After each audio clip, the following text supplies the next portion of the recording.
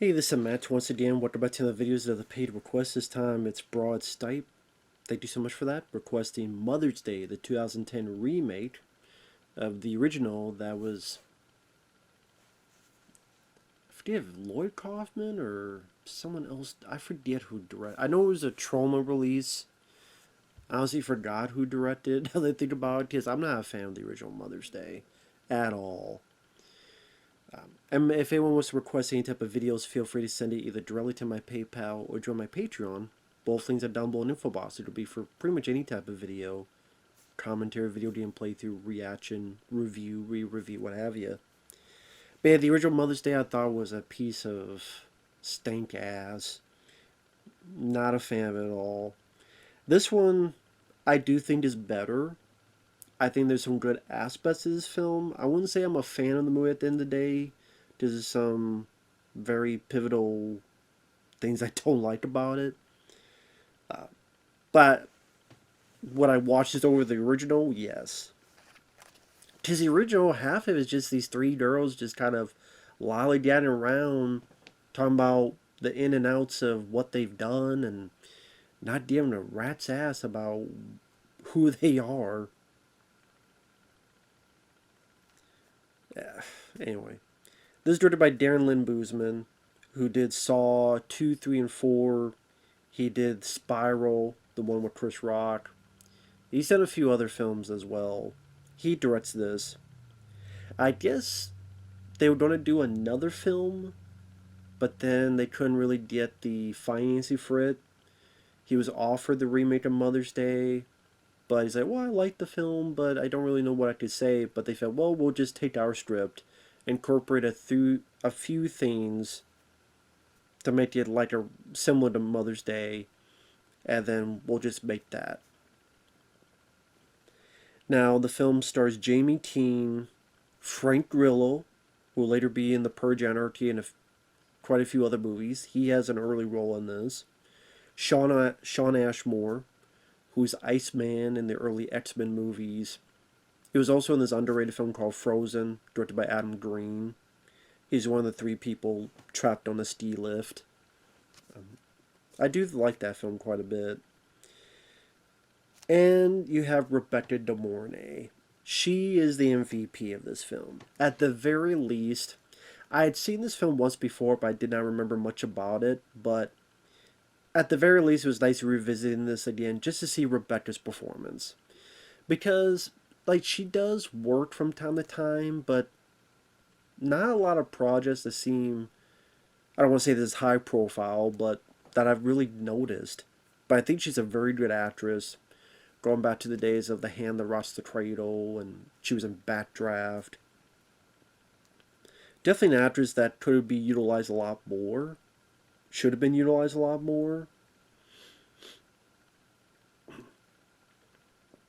She is great as the mom because she brings a sense of try to be sweet to the other people who are taken hostage and trying to calm them down, but at the same time she's got this sinister look in her eye. She's calculating, uh, has a bit of brains to her. A lot better than the one in the original Mother's Day, I'll say that. She almost steals the movie, almost. Because I still have a lot of issues with it, but I mean, she steals the movie, but I would say the movie's worth the watch just for her, or because the setup of the film is you have these three robbers, and this job has gone wrong. They didn't get the money. Whoever they were working with screwed them over. One of the three the guy's heavily wounded, so they think they're going to their mom's house, their mom and sister's house. Unbeknownst to them, there was a foreclosure and they sold the house to these new people. This couple, played by Jamie Keane, which he's been in films like Sin City, among other films, and Frank Grillo, which, again, he was in The Purge, Anarchy, as well as the third one. He was in Boss Level, bit of a fun, underrated action film. So they're the new couple. They've had a party with a bunch of friends. about 6 or 7 of them, give or take. Granted, you really don't get to know these friends like at all. So when the three bad guys come in and they realize that things are not what they thought it would be, they take the group hostage. They're able to contact their mom in order to like they're able to contact their mom. I'm trying to remember how they contact their mom, but they're able to do that. And once they're able to do that, I guess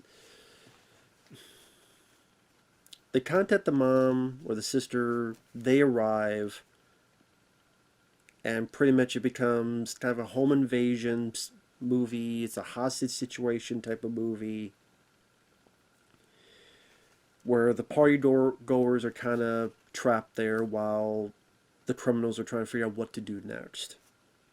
They get Shawn Ashmore, who's a doctor, to go and work on the wounded brother. Apparently, at one point, they had stolen other money and sent it to what they thought was their mom, but the mom never got the money. It's like 1,000 a week or something. Like it was a lot of money, and so then they decide to stay and go. Where's the money? Where's the money? Who had the money? One of you took this money. It didn't belong to you. Jamie, oh, we don't know anything about it. Fine, you don't give us what this money amounts to. So then a chunk of the film is the oldest brother and Jamie Teen going to get to this ATM to get money, while the other brother and the mom and the sister are there at the house. Now, like I said, Rebecca De Mornay, she does have this nice, like I said, sweet but sinister mix with her. You know, she'll say lines like, "Oh, you boys are just little savages, are you?" And the way she tries to calm down the situation, but she could turn just like that and deliver this line dialogue with a sense of, yeah, this lady, there's definitely a lot of things up with her. And I did go into more detail, but I would just say she is the best part of this movie. Rebecca De Mornay. My issues with the film, number one, really the only character I liked was Shawn Ashmore's character. And he should have been the lead. If you had made him the lead character, if you had made certain characters not do incredibly stupid things, and you changed the ending by doing that, you would have to change the ending. I might have liked this as a movie. But there's a lot of decisions that are just kind of confusing to me. Number one, the brothers, which I don't think the acting was bad from them. I might have seen these actors and other stuff, but I can't think of it at the top of my head. They know their mom, or at least their sisters, they know their phone number. But apparently the phone that they used to contact her, they lost it. But then as soon as they get there, they're able to contact and go, hey, blah, blah, blah, come over here. You're telling me you couldn't stop at a payphone? You couldn't stop at anything? I guess they tried, like, they tried the call, but then, I'm trying to remember. Did they, I'm sorry, the movie is for, I'm sorry if I get stuff wrong. Sometimes when a movie doesn't pull me in, my mind does wander, so if this is answered in the movie, I apologize, but why didn't you try to call? If you tried to call, but maybe the phone number didn't work, you had another phone number that eventually you did call because you still were able to contact them. Unless they got a phone call to the house, but how would the mom know to call if they were there? I think they called, like, somehow you're able to contact them. Why didn't you do that before you got to the house? Or as soon as you realized, wait, something's wrong, there's pictures of other people, why didn't you immediately leave and then try to contact them? Or if one of your big deals is, well, I lost the phone that you gave me, you knew where they lived. You knew the location of the house. How about, listen, I'm going to stop by here. I'm going to talk to you. Listen, I know you're going to be pissed, but I lost the phone. Please give it to me. Okay, blah, blah, blah. You park the car somewhere else. You be quiet. You guys hide here. I think, for 5 minutes talking outside, you go and it's if you lost the phone, it was that important. You could have gotten that phone. You could have gone to the house earlier. You could have gone to the house at a different time. It just felt like these certain circumstances that are very overcomplicated for this event to happen. That you don't know that your mom and sister lost the house. And that you don't contact them until you get to the house. And then they're able to go in their RV to get there. And then this situation where I guess they're going to leave the country or whatever's going to happen. It felt like, again, you could try to call earlier, you could try to contact earlier, you could try to get that phone you lost a day before, week before. Especially if you don't do these jobs of robbery. Oh, I better make sure I have this phone. It just, a lot of stuff of these terrorists being so stupid, making every wrong decision to come to this point in the movie. But they're not the only stupid ones, because the party goers are stupid as well. Because we don't have them developed for me to give much of a shit about. I mean, I can't tell you much about their personality. One guy, all I can tell you is that he had a toupee that just ripped off. One is a couple who are black. Because that's really all I could describe them as characters. Which is more their physical appearance. Even Jamie Teen, she's not a bad actress. I did not like her character at all. I hated this lead character. Because the decisions she made, at times very selfish decisions she made, she, in a way, did get people killed. So when the ending event happens, which I'll get to, I hate to say it, but I don't feel sorry. Because I'm like, you kind of, in a weird way, deserve it. That's why I wish we did not concentrate on your character. I wish we had concentrated on Shawn Ashmore's character. I'll get to Jamie Teen in a few minutes, but Shawn Ashmore, the reason I liked his character the best is that he made the most sense. I mean, we don't get much development of these characters. It's just them partying and kind of talking for a bit. But as soon as he doesn't know what's going on, Jamie Teen doesn't tell him because, she's scared. I get it. There's a guy with a gun. As soon as he turns, he sees a guy with a gun, he immediately punches the guy. Go, run, and immediately runs. Disarms the guy, punches him, runs. Okay, thank you. Someone did a smart thing. It's like quick reaction, punch. When the one guy who's wounded and he's forced to help this guy tend to his wounds. Listen, you gotta stop moving. You gotta stop moving. And the guy won't do it, so Shawn Ashmore punches him and knocks him out. And then the older brother has a gun on him, is like, don't do that again. But Shawn Ashmore did the smart thing, because the guy keeps moving around, and you want me to fix him up so he doesn't die, I better just knock him out. And then he's talking to the sister and trying to convince her. It seems like he's close to convincing her that this is all wrong. And the few bits of times that he talks to the mom, they have more of a connection of protagonist and antagonist that Jamie Teen ultimately does. Because Shawn Ashmore calls the mom out on her BS.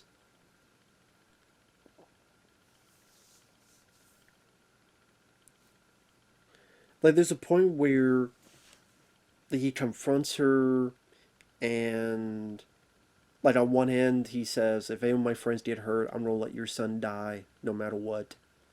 And she's like, oh, you got some gumption, you got some, I like that. And then there's another bit where Shawn Ashmore stands up to her and goes, it's funny, you don't look like any of your kids. And you lied to her. You said she had all this stuff on her back, but she doesn't. Probably so that, she could dress with more clothes and not get with the boys and never leave your side, huh? I bet these aren't your kids, right? I bet you're infertile, right? And it's like finally getting under Rebecca De Mornay's skin. And you see in her eyes, like she's trying to be nice and kind to others, but you see her eyes. I mean, this is the movie. Shawn Ashmore, this is the movie. This is it. The smart protagonist and the smart, sinister antagonist. This is the movie. Darren Lynn Bousman. Skip the booze, take a snooze, and look at the picture here. This is the picture it should have been. Instead, we gotta go with Jamie Teen to the ATM where the guy warns her to not screw around. But then he's got a gun. Blah, blah, blah. So then the two girls are there. They get killed because of her stupidity. You got these two girls killed. Then you go to this safe where there's a gun, and you get the gun, and she's on the bad guy, and she holds it like this. Not only does she not shoot, she gives a warning shot. I did it. In real life, it's not easy to kill someone. I understand that, but it's a movie, and you look at the situation, and you've just seen him dump one of your friends who you think is dead into the trash because she got a bullet in the face. If I had to do that, phew. Granted, I've never killed anyone, but if I had to dump one of my friends in the trash, like the piece of garbage, piece of bum fluff, the piece of lint from your belly button, you just throw it. Yeah. But she doesn't do it, and then she does a warning shot, and then he grabs her, and then she just fires. The detail of him grabbing it and it burns his hand because the muzzle would be hot, good detail, I appreciate that, but the rest of it just Jamie Teen acted like an idiot. I don't jump ahead, spoilers. You tend to find out Jamie Teen did steal the money. She knew it didn't belong to her. They try to justify that she's pregnant, so she did it for her baby. But at the same time, to me, that wasn't justification enough. Because you were still in this nice place. Granted, I guess maybe she used it for this nice place. Granted, you think Frank Grillo would wonder, how did you get this money? So, but I guess he's not supposed to be paying attention because he found out Frank Grillo is cheating on Jamie Teen with this other girl who's a party guest. And they had friction because they had a kid who died back in the day. But the thing is, you don't get a lot of Jamie Teen, Frank Grillo not banter, but dialogue between each other. That's why I didn't really feel much connection to that relationship, because I barely felt like we got to see that relationship with them together. We barely got to see them talk, and there was barely development other than, I'm gonna tell you they lost a kid. We show a picture. We show a newspaper clipping. That doesn't mean I automatically care about the relationship. It doesn't. And also, so when Rebecca De Mornay is pretty much telling whoever's left alive that, she's responsible for your deaths. Yes, you just say, well, they would have killed you eventually. And Jamie Teen tries to say that. That's warranted. That's has merit to it. But you also did help cause this as well. By your greed It didn't feel like it didn't seem like she was like destitute and there was nothing she could do, and it just she just comes off as very unlikable. The fight scene she has with Rebecca De Mornay came off as kind of not the most well directed. A lot of shakiness. So it wasn't really that exciting or thrilling. There's some decent bits of gore and sadism with the spoilers. One person gets shot in the back of the head. You see a chunk of their face come off. CGI, but not too shabby. One guy gets hot tea put into their ear and their eyes, so they're blinded and can't hear much.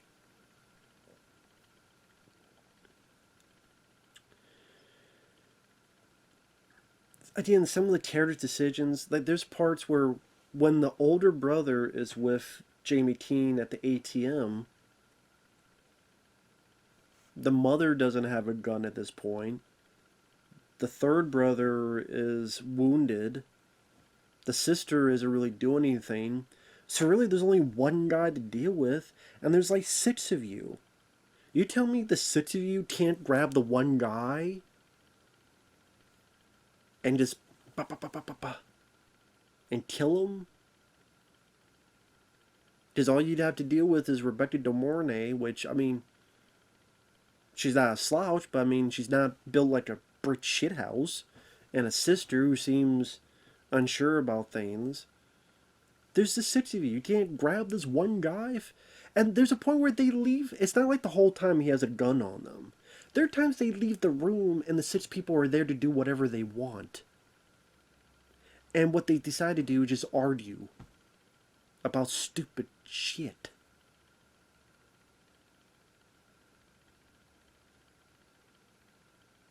Again, the one guy that I thought did the smartest things was Shawn Ashmore.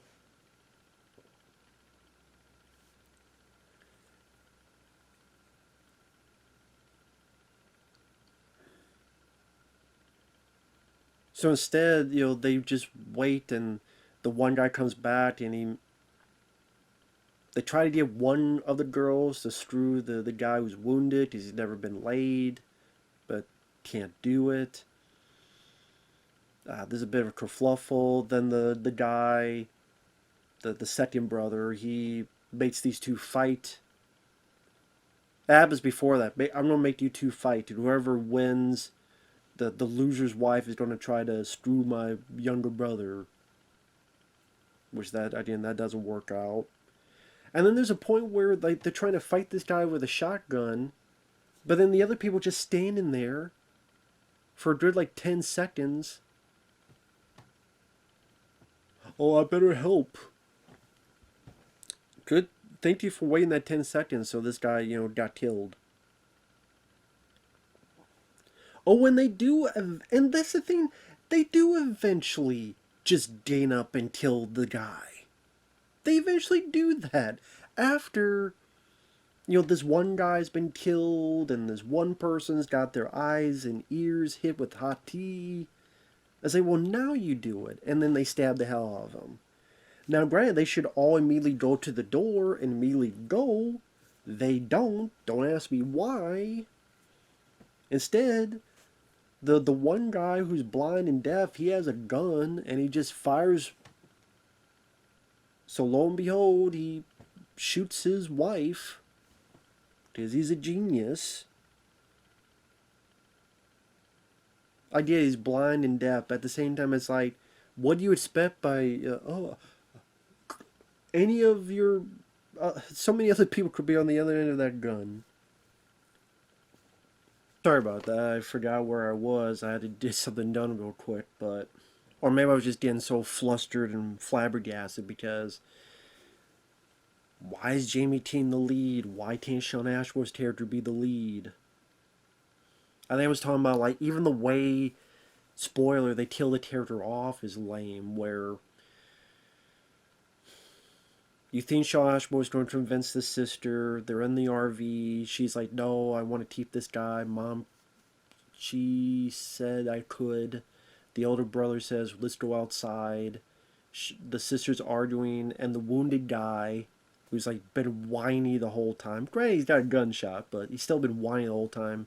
Shoots Shawn Ashmore in the back. Did I do good? Did I do good?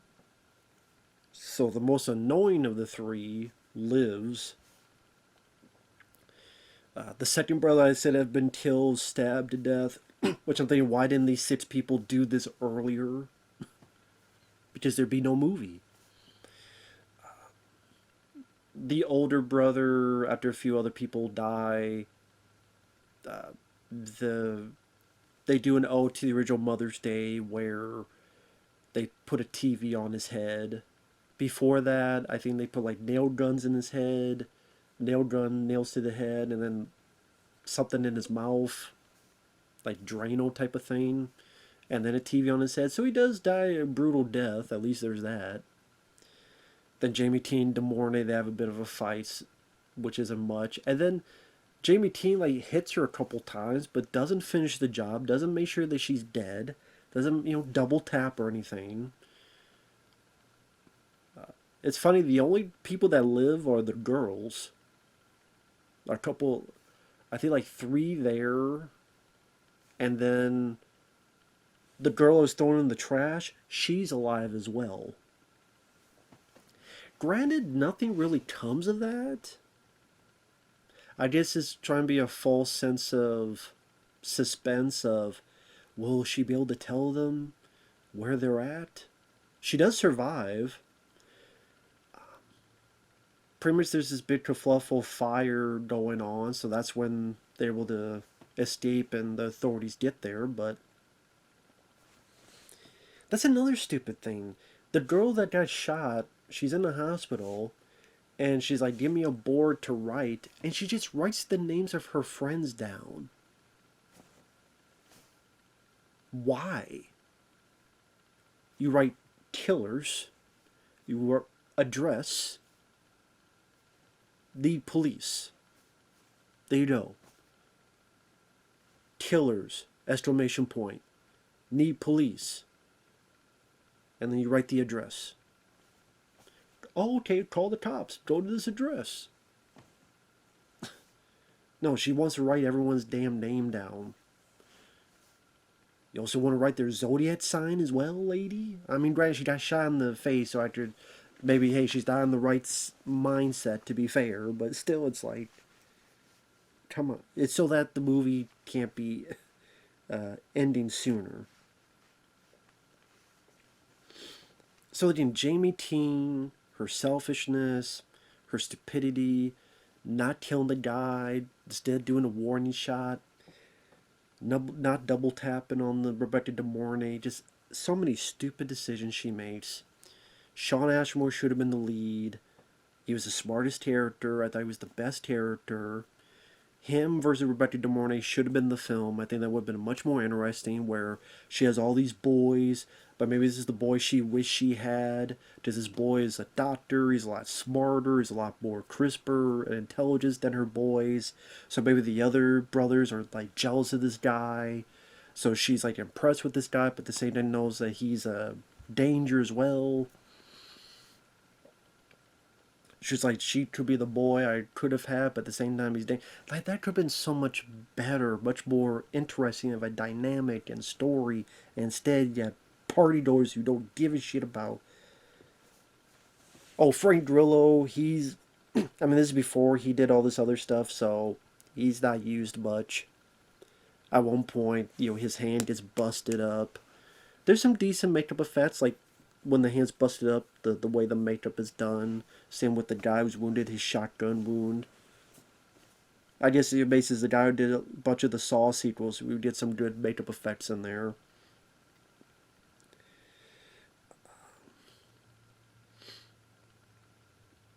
Rebecca De Mornay, they like burn Frank Grillo's son's pictures, their dead son's pictures, so he gets pissed about that. And sets the one girl who he cheated with on fire, but then douses it. Let that be a lesson to you. And then Frank Grillo, the last thing is he's apologizing to Jamie Teen, but then he gets shot by Rebecca De Mornay while they're on the phone.